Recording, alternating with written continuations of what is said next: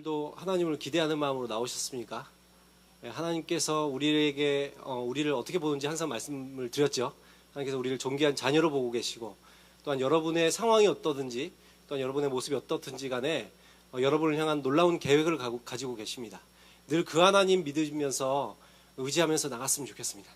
오늘 그 앞에 우리가 지난주에 이제 모세 말씀, 이제 하나님의 말씀에 대해서 계속 출애굽기를 이제 봤었는데, 그 앞에서도 이 모세가 하나님 말씀대로 분명히 순종했음에도 불구하고 이제 문제들이 이제 하나님 말씀대로 하면은 문제가 다 해결되고 다 좋은 일만 있을 것 같은데 그러지 않았다는 거예요. 그죠? 그러면서 오히려 어떤 일이 일어났죠? 이스라엘 백성들이 더 학대를 받기 시작하는 거예요. 더 고통 가운데 놓였고, 또한 그 원망의 화살이 모세를 향하여서 이제 오기 시작한 것입니다. 이럴 때 모세의 생각이 어떨까요? 무슨 마음이 들까요? 굉장히 이제 하나님 앞에, 그래서 왜 하나님 이스라엘 백성들이 이렇게 학대를 당하게 만드셨습니까? 또한 왜 나를 이스라엘 백성들에게 보내신 것입니까? 이 파라오에게 왜 나를 보내셨습니까? 라고 말하면서 잠시 이제 소망이 흔들리죠. 근데 이렇게 잠시 소망이 흔들렸음에도 불구하고 모세가 다시 하나님 앞에 나갈 수 있었던 것은 하나님의 약속의 말씀이 있기 때문입니다. 하나님께서 내가 이렇게 해주리라는 약속을 믿었어요. 그래서 하나님의 약속에 의지하여서 다시 7장에 보면 이제 다시 파라오에게 나아가서 파라오에게 찾아가서 이제 말하기 시작하는 것입니다. 우리들이 지금 살펴보고자 하는 것은 오늘 읽은 본문뿐만 아니라 9가지 재앙, 10가지 재앙이긴 하지만 9가지 재앙까지 우리가 좀 살펴봤으면 좋겠는데, 이제 하나님께서 이제 놀라운 역사를 일으키기 시작하시는 거예요. 그래서 파라오 앞에 가서 처음 했던 행동은 이제 지팡이가 뱀이 되게 만든 겁니다. 지팡이를 던져서 이 뱀이 되게 하는 이적을 이제 시작으로 이제 10가지 재앙이 이제 떨어지는 것이죠. 그래서 7장의 내용들을 보시면 지팡이를 가지고 이제 그 나일강을 치라고 하셔요. 나일강이 치면 어떻게 돼요? 그것이 이제 피로 변하는 그런 이제 기적이 행해지는 것이죠. 여러분, 이 피는 이 죽음을 상징합니다. 그래서 이 파라오도 마찬가지고 이 모든 이집트가 이 나일강이 그들의 생명줄이잖아요. 이것이 자기들에게 생명인 것이고, 또한 이들에게 자기에 모든 것을 주는 그런 생명 같은 건데, 이 지금 물이 어떻게 되는 거예요?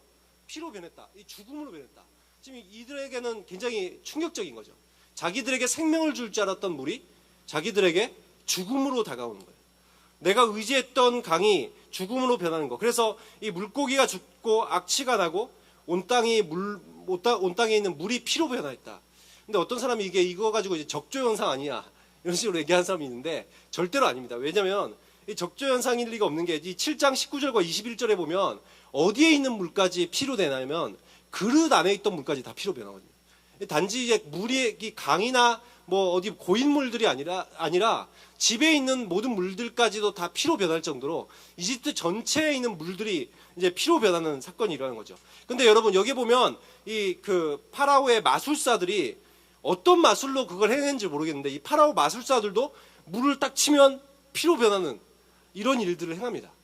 여러분, 지금 우리들의 사고방식으로는 잘 어려운 거지만 사실 우리가 과학을 뛰어넘는, 과학으로 설명하지 못하는 그런 어떤 어둠의 세력에도 그런 능력들이 있다는 걸 우리들이 알지 않습니까? 그래서 우리나라도 너무나 대표적인 그 과학으로 설명되지 않는 그 행동이 있지 않습니까? 무당들이 시퍼런 칼 위에 올라가는 거. 여러분, 그 과학으로 설명 불가능한 거 아시죠? 그게 시퍼런 칼 위에 사람이 올라갈 수가 없어요. 원래 발이 잘리게 돼 있습니다. 근데 그곳에 올라가요. 그곳에 올라갈 수 있는 생명체는 달팽이 같은 건 가능하다고 그러더라고요. 달팽이는 이제 원래 이제 점액 같은 게 있어갖고 공중에 떠 있는 거기 때문에 그런 건 가능하지만 인간이 올라갈 수 없는데 무당은 올라가요. 그런 것처럼 당시에 이 파라오 앞에 서는 이 마술사들도 우리들의 어떠한 그 과학적으로는 설명하지 못하지만 그러나 놀라운 그런 어떠한 능력들을 행할 수 있는 마술사들이 있었던 것 같아요. 그래서 이렇게 지금 이 사람들도 똑같이 피를 만드는 걸 보면서 파라오가 모세의 말을 듣지 않습니다. 그래서 이번에는 이제 8장에 보면 이제 개구리를 이제 8장 2절에 보면 내가 개구리로 너희 온 땅을 치리라, 이렇게 말씀하시죠. 그러면서 강에서 무수히 많은 개구리가 이제 올라오기 시작합니다. 그래서 궁궐에도 들어가고 집집마다 개구리가 들어가는 거예요. 여러분 한번 항상 상상해 보세요. 여러분 아파트에, 여러분의 집에 이제 갑자기 개구리가 가득한 거예요. 개구리가 집에 들어갔는데 밟히는 게 보니까 개구리고, 막 이렇게 또 막 밥 먹으려는데 국에 개구리가 빠져 있고, 샤워하려는데 막 옆에서 개구리가 뚝뚝 뛰어다니고, 침대에 누웠는데 개구리가 가슴에 팍 뛰어올라오고 여러분 이거 어떨 것 같아요? 기겁을 하겠죠. 정말 두려울 것입니다. 근데 이렇게 지금 이제 개구리가 나타난 거예요. 그러니까 이제 파라오도 안 되겠으니까 막 못 살겠다, 이게 안 되겠다 싶어서 백성을 보낼게, 너희 제사 드려, 이렇게 한 거죠. 그래서 모세가 그 말을 듣고 이제 8장 13절에 보면 이제 기도를 합니다. 하나님 앞에 기도를 하니까 이 개구리들이 다 죽고 그 개구리를 이제 백성들이 모아요. 그래서 한 곳에 모아놓으니까 이제 그게 썩으면서 악취가 나는 그런 사건들이 이제 나와 있죠. 여러분, 그럼에도 불구하고 파라오가 어떻게 하냐면 8장 15절에 보면 이제 좀 숨쉴만 해졌거든요. 이제 좀 살만해요. 그러니까 어떻게 해요? 이제 다시 이스라엘 백성들과의 약속을 지키지 않는 거예요. 또 완악한 마음을 품었다고 성경이 말하고 있습니다. 그러니까 16절에 보면 이번에는 땅에 티끌을 친다고 그래요. 티끌을 딱 쳐요. 그러면 어떻게 돼요? 이게 이가 된다고 하고 있습니다. 그래서 이가 되어서 가축이나 사람 위에 기어오르는 거예요. 여러분 혹시 이 아세요? 나이가 좀 젊은 청년들은 이를 모를 수가 있고 나이가 좀 있는 청년들은 이를 알 거예요. 제가 초등학교 때는 이가 많았습니다. 이가 굉장히 못 살던 시대였거든요. 제가 이 어린이 때는 못 살던 시대였어요. 한국이. 그래서 그때는 이가 많았어요. 그래서 이렇게 막 뭐 집집마다 찬빛 같은 거는 한 개씩 다 있고 빚으면 이렇게 뭐가 이가 뚝뚝 떨어지고 막 이러는. 그래서 머리를 잘 안 감는 사람들은 특히 막 이가 많고 막 옷에도 기어다니고 막 이러는 친구들이 있었어요. 그러니까 이런 이가 막 이 머리에 기어다니면서 막 피를 빨고 그러거든요. 근데 그것처럼 막 그뿐만 아니라 어때요? 온몸에 기어 올라가지고 이 피를 빨고 있는 그런 모습이 나오고 있습니다. 그러면서 이 사건부터는 마술사가 어떻게 하냐면은 자기들도 일을 만들려고 해보는데 안 되는 거예요. 그래서 19절에 보면 이런 얘기를 하죠. 이는 하나님의 권능입니다. 이렇게 얘기해요. 이건 인간이 할 수 없다. 이건 나도 마술사도 할 수 없다. 하나님밖에 못하시는 일이다. 이런 얘기를 하죠. 그럼에도 불구하고 이 파라오가 이 말을 듣지 않습니다. 그래서 네 번째 이적을 하나님께서 이제 이번 네 번째 재앙을 이제 부으시는데 이번에는 이제 파리 때라고 말하고 있죠. 8장 21절에 보시면 파리 때라고 말하고 있어요. 근데 여기에 여러분 이 파리 때라고 번역을 해놨는데 그 원어를 보면 이 파리떼라고 번역하기는 좀 어렵습니다. 이게 여러분들이 보는 어떠한 그 검은 파리, 물론 그것도 충분히 징그럽고 싫겠지만 그런 파리가 아니에요. 여기서 말하는 파리는 이 번역에 따라 옛날에 이제 학자에 따라 좀 다르게 보는데 옛날에 성경을 이 헬라어로 번역했던 이 70인역 성경에 보면은 이걸 개파리로 번역해놨어요. 개파리가 뭐냐면은 이제 제가 사전을 아무리 찾아보고 네이버를 찾아보고 구글을 찾아봐도 안 나오더라고요. 근데 개파리라는 게 그 떼를 지어서 이 짐승이나 사람을 공격하는 파리가 있어요. 뭐 우리로 따지면 쇠파리하고 좀 비슷하죠. 그래서 거기다가 이제 눈꺼풀에 붙으면은 이게 안지를 일으킵니다. 그리고 사람에게 그 종기가 일어나게 하고 이 병들을 일으키게 하는 그 벌레가 있어요. 그것일 가능성이 있다고 얘기하고 어떤 또 학자에 따라서는 투구풍뎅이라고 합니다. 투구풍뎅이. 예, 이집트의 그 태양신을 닮은 곤충이라고 하는 곤충이거든요. 이게 투구풍뎅이. 우리로 따지면 장수풍뎅이랑 비슷하게 생겼어요. 근데 이게 투구풍뎅이일 가능성이 더 큰 것 같아요. 보니까 이 이빨로 이게 사람이나 아니면 이게 뭐 이렇게 여러 가지 생활용품들을 갉아먹을 수가 있어요. 그래서 그걸로 이제 물어뜯고 생활도구를 망가뜨리고 그렇게 하는 이 곤충인데 보면은 여기에 성경에 보면 24절에 보면은 땅이 황폐화되었다. 여러분 파리떼가 굉장히 많은데 땅이 황폐화됩니까? 땅이 황폐화되진 않죠. 그냥 이 투구풍뎅이였으면 가능할 것 같아요. 이 모든 그 어떠한 그런 생활용품들을 다 갉아먹으면서 땅을 황폐하게 만들 수 있을 것 같습니다. 아무튼 이런 무엇이 됐는지는 모르겠지만 그러나 이 지금 파리떼 이 어떠한 것들을 보내셔서 지금 이 이집트에게 지금 재앙을 내리치는 거죠. 근데 이때부터 22절에 보면 이스라엘 백성들은 이제 고센이라는 지역에 살고 있는데 그 고센이라는 지역은 하나님께서 구별시켜 주신 거예요. 거룩하게 구별이란 건 이제 거룩하게 이제 따로 분리시키는 거잖아요. 그죠? 다른 것들보다 이게 따로 떼어놓는 거잖아요. 근데 그렇게 하셔서 그곳에는 뭐 어떻게 하시는 거예요? 아무 일도 일어나지 않게 하시는 거예요. 지금 하나님께서 이걸 통해서 뭘 보여주시는 거예요? 지금 이것이 하나님께서 행하시는 것을 보여주는 거죠. 그 앞에 있었던 이적들만 생각한다면 모든 이집트에 전체 다 일어나고 있기 때문에 그냥 우연이겠지. 아니면 그냥 어떠한 자연적 현상이겠지라고 생각할 수 있지만 하나님께서 어떻게 하시는 거예요? 하나님의 백성만 보호해 주시는 거 있는 걸 보여주시는 거죠. 그걸 통해서 하나님이 이 모든 것들을 행하고 계시다. 지금 이것을 보여주시는 사건인 것입니다. 그래서 24절에 보면 이제 집집마다 이런 이 파리떼가 가득하고 땅이 황폐화되니까 왕이 또 이제 모세에게 또 다시 얘기하는 거예요. 제발 좀 기도해달라. 제발 이 좀 파리떼가 떠나가게 해달라. 백성을 내가 보내줄게. 그래서 모세가 이제 기도를 하니까 또 다 없어지는 일들이 일어나죠.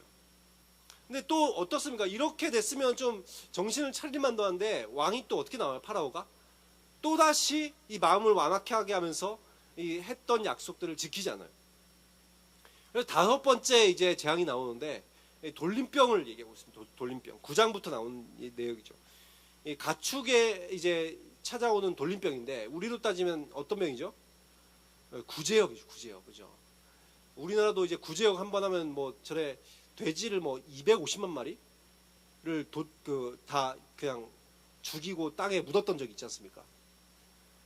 그러니까 이게 한 번 돌림병이 돌면은 모든 가축들이 죽어나가는. 근데 지금 이런 일들이 일어난 거죠.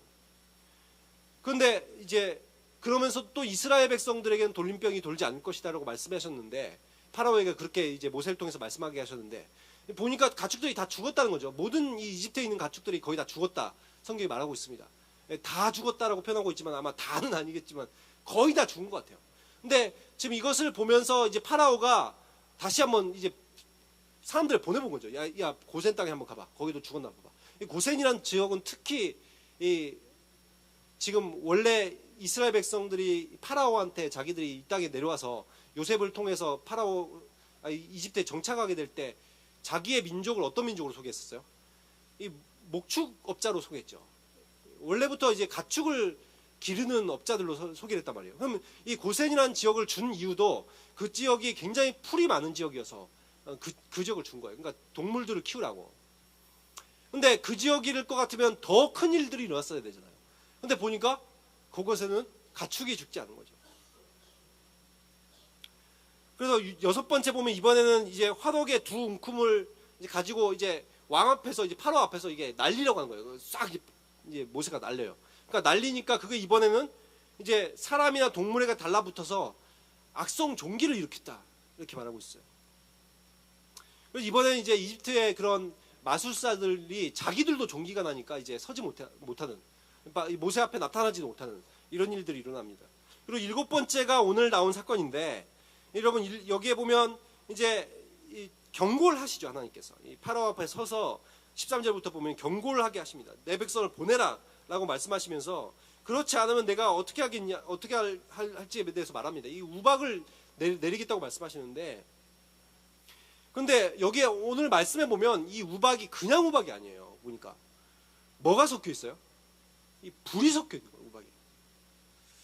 우박이 어떻게 불이 섞여 있을까 제가 고민을 많이 해봤습니다. 그러면서 한 가지는 뭐 이것일 가능성도 있겠더라고요. 이게 하나님께서 예를 들어서 이 해성 같은 걸 떨어뜨리게 하시면 거기에 달라붙어 있던 그 얼음 덩어리들이 떨어지면서 또 그게 이 지구 대기권 안으로 들으면서 원래 불이 붙잖아요, 그렇죠? 그러면서 이제 불이 떨어진 것이 아닐까.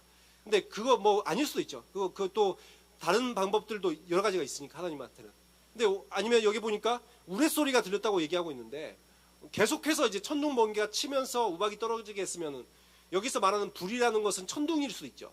번개일 수 있죠. 그래서 번개가 떨어지면서 여러분 그거 보신 적 있으세요? 그런 거? 직접 눈앞에서 번개 떨어지는 거? 전 몇 번 봤는데 한 번 이렇게 쫙 떨어지더니 이렇게 제가 친구 집을 향해서 우산 쓰고 가고 있는데 쫙 떨어지는 게 보이는 거예요. 번개가 바로 눈앞에서. 그래서 제가 딱 가면서 친구 집을 거의 다 왔는데 친구 집 뒤에 산이 불타고 있더라고요. 그래서 번개가 무섭긴 무섭구나. 이 비가 이렇게 많이 오는데 저렇게 불이 막 붙어갖고 저렇게 될 정도가 되는구나 한 적이 있고 한 번은 또 제가 차를 몰고 가고 있는데 앞에서 쫙 떨어지더라고요. 이렇게. 그래서 지금 참 이게 번개가 무서운 거구나. 근데 그런 걸 수도 있죠. 계속 이게 번개가 계속 떨어지면 이게 막 불이 붙어서 이게 여기 성경에서 표현하고 있는 것처럼 길로 막 이게 오만 곳으로 불이 막 달리는 것처럼 보이지 않았겠습니까? 그러니까 이런 일들이 일어나겠다고 이제 하나님께서 말씀하셨던 거죠. 말씀을 먼저 하시니까 지금 그래서 지금 우박 때문에 사람들이 피해를 보게 될 것이다. 농작물도 피해를 보게 될 것이다고 말하니까 이 말을 들었던 이 신하들 중에 일부가 이제 고민을 하는 거예요. 아, 안 되겠다. 이거 이 5번에 때려 맞는 걸 보면서 6번을 때려 맞는 걸 보면서 그때는 이제 하나님의 말씀이 두려워지기 시작하는 거예요. 어떤 신하들은. 그래서 어떤 신하들은 어떻게 조치를 취해요? 들에 나가 있던 종들 빨리 집에 빨리 들어가. 동물도 빨리 다 들여보내. 그래가지고 이제 피한 사람들이 있어요. 근데 그 사람들은 피해를 보지 않았다고 성경이 말하고 있죠. 이제부터 무슨 일들이 생기는 거예요? 이집트 사람들 중에서도 서서히 하나님을 두려워하는 사람들이 생기고 있다는 것을 우리들이 알 수 있죠.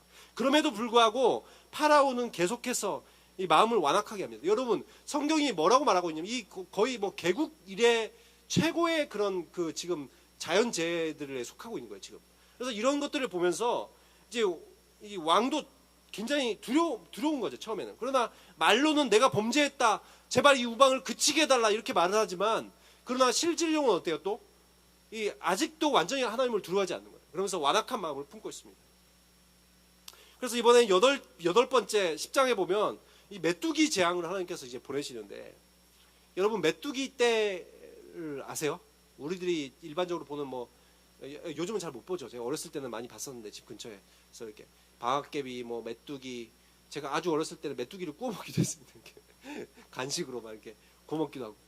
아무튼 이렇게 메뚜기가 조그만, 여러분 귀엽고 작은 이 메뚜기를 말하는 게 아니에요. 여러분 메뚜기 이따만 거 못 봤죠? 우리나라에 없는 그 중국이나 아니면 호주나 뭐 저기 중동 같은 데 있거든요. 메뚜기 떼.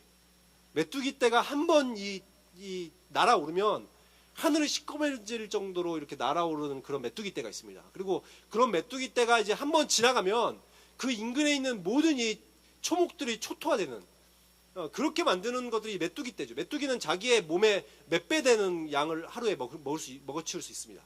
그러니까 이게 엄청나게 많은 메뚜기 떼들이 한 번 지나가면 초목이 다 없어져 버리는 거예요. 이제 그런 메뚜기 떼를 하나님께서 지금 보내기로 하시는데, 모세의 경고에 의하면 10장 6절과 14절에 보면 전무후무한 엄청난 지금 메뚜기 떼를 보낼 거라고 말씀하고 계시는 거예요. 그래서 지금 우박을 통해서, 여러분 우박도 막 이 손바닥만한 거, 이런 거 주먹만한 거 있잖아요. 제가 군대에 있을 때 한번 우박이 떨어지는 걸 봤었거든요. 이따만 그냥 조그만 우박 말고 한 이만한 거. 그래서 제가 그 우박 떨어지는 거 계속 보면서, 제가 그때가 병장 때였나 선병 때였는데, 저 위에 있는 병장 한 명 보고 제가 제안을 했어요.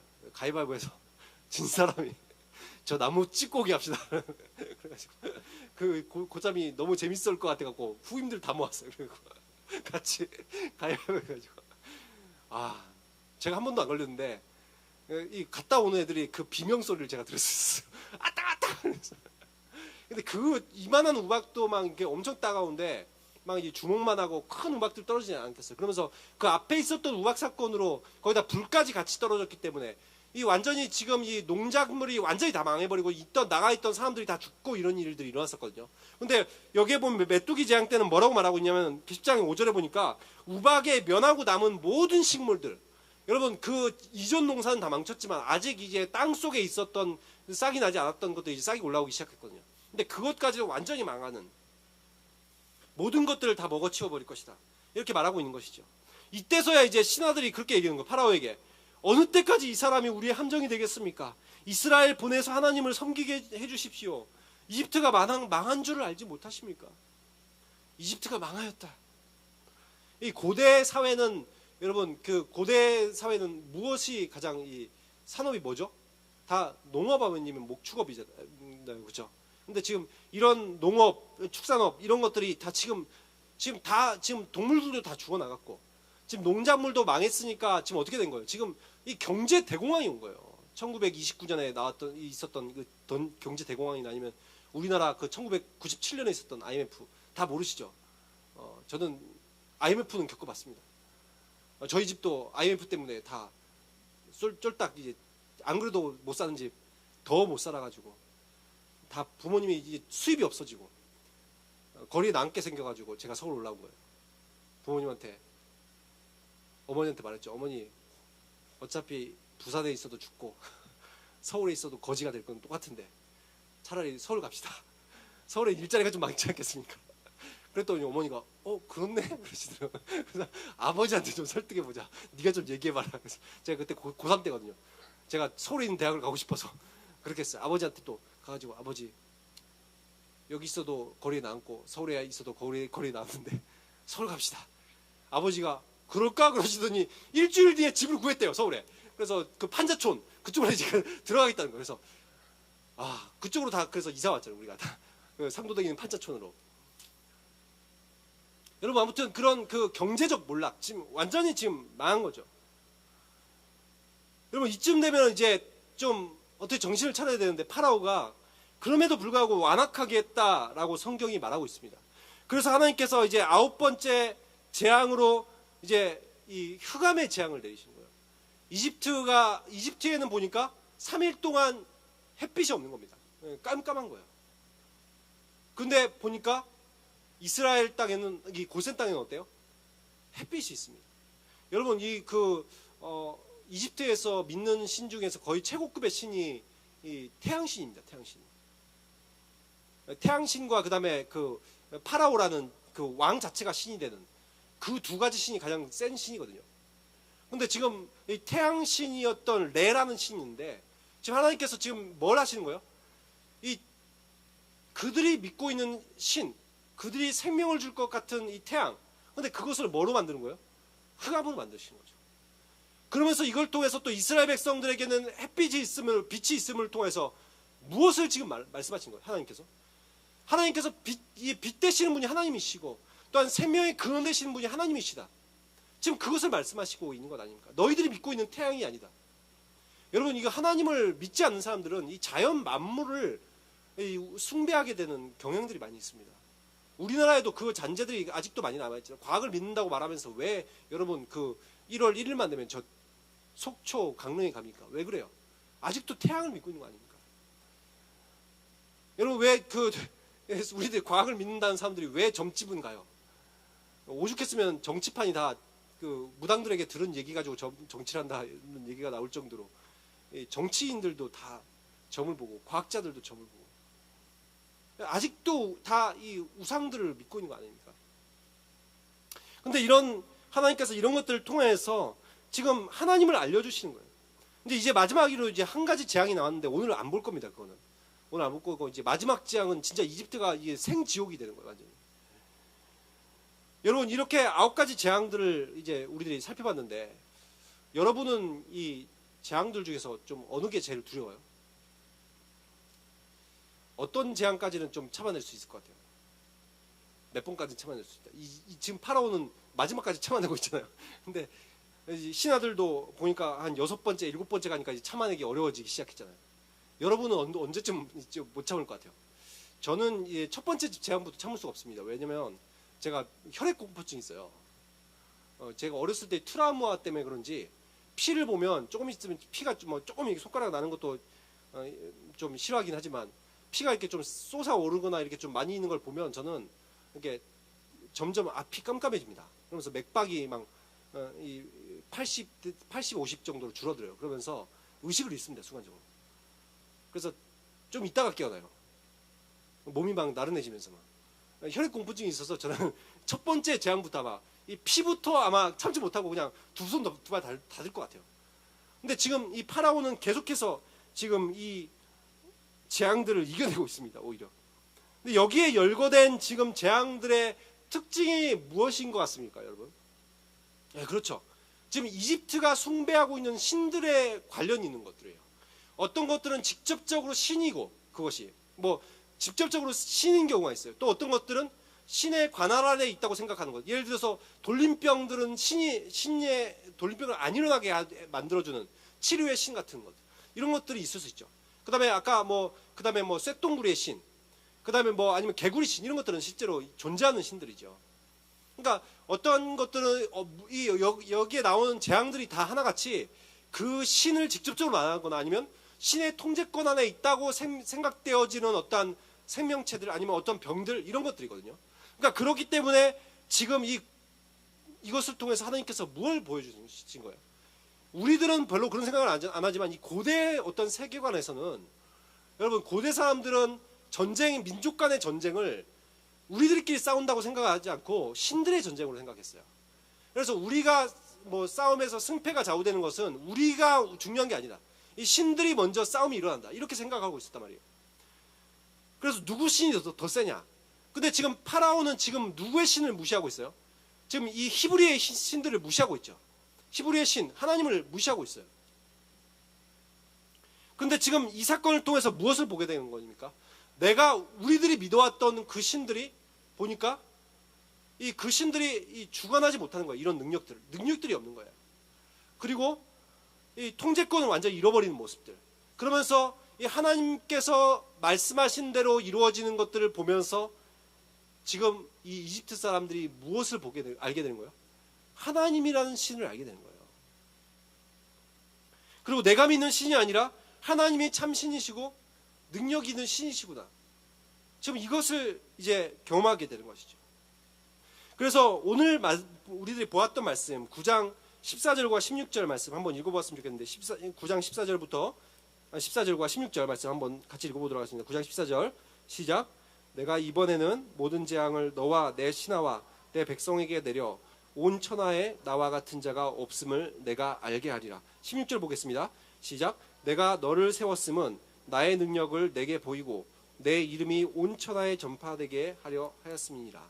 예, 지금 뭐라고 말씀하고 계셔요? 이것이 하나님께서 이집트에 재앙을 내리신 이유라고 말씀하고 계시는데 이것을 통해서 무엇을 알게 할 수 있겠다는 거, 모든 재앙이 무엇 때문에 내리고 있다? 온 천하에 나와 같은 신이 없음을 내가 보이겠다. 16절에도 나의 능력을 보이고 나의 이름이 온 천하에 전파되게 할 것이다.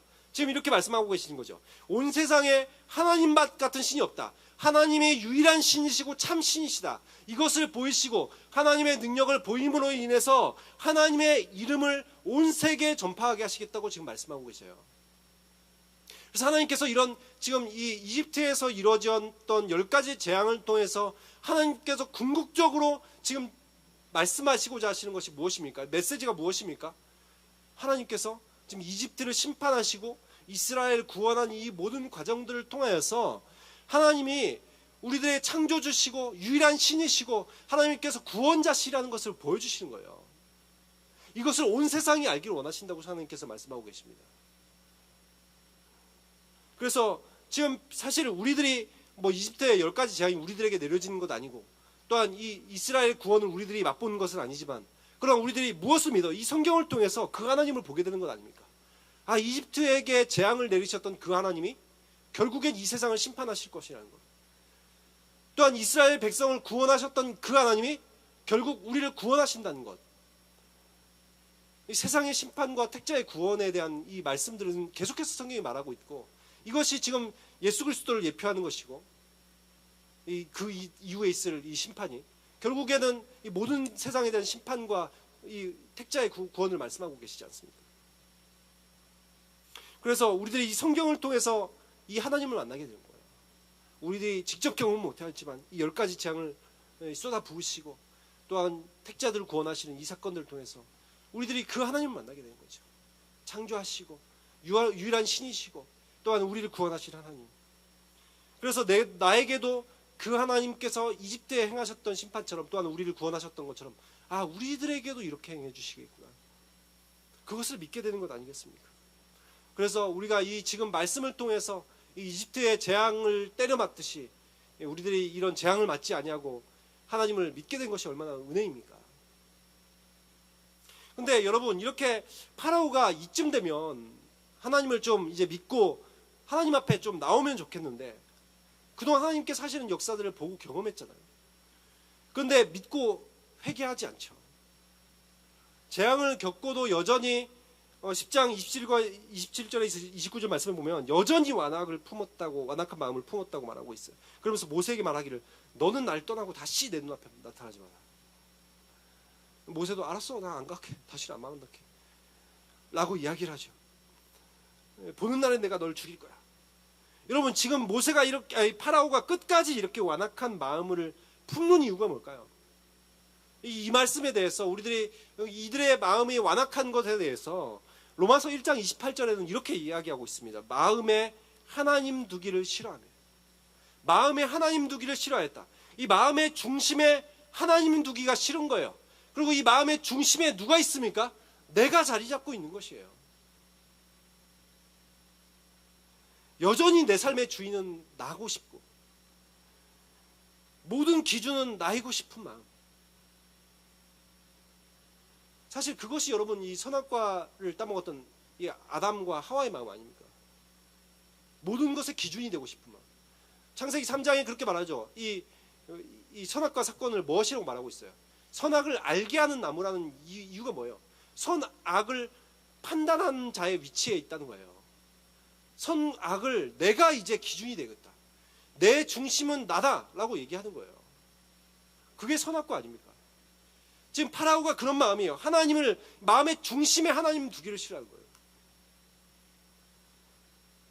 내 마음의 중심에 내가 중심에 있고 내가 주인이고 내가 왕이어야 되는 내 왕국, 그것이 모든 사람들의 마음 속에 있는 것 아닙니까? 그러나 이 그리스도인들은 무엇을 추구하는 사람이에요? 나의 왕국이 아니라 하나님 나라를 추구하는 사람들이죠. 하나님 나라는 어떤 나라입니까? 내가 다스린 나라가 아니에요. 내가 주인인 나라가 아니에요. 하나님이 나의 왕이시고 나의 주인이시고 나를 다스리시는 분이 하나님이셔요. 우리는 그의 백성이 되는 것입니다. 왜 근데 그리스도인들은 이것을 되고 싶어요? 하나님께서 다스리시는 것이 최고인 것을 알기 때문이죠. 나의 연약함, 나의 어리석음, 나의 부족함으로 내 삶을 살아가기에는, 여러분, 그러기에는 너무나 두려운 세상입니다. 그런데 내가 나보다 훨씬 강하신, 아니 여기서 그것을 보여주지 않습니까? 이집트의 어떤 것도 너희가 의지할 수 없지만, 우리로 따지면 어떤 너희들이 돈도 의지할 수 없고 지식도 의지할 수 없지만, 너희들의 직업도 의지할 수 없지만, 근데 그것을 너머에 계신 하나님이시다. 그것을 의지하라고 말씀하고 계시지 않습니까? 하나님이 나의 왕이시고 나의 사장이시고 내 모든 것을 주관하신 분 아닙니까? 지금 그것을 알게 하시려고 지금 우리들에게 이 10가지 재앙을 보여주고 계시죠.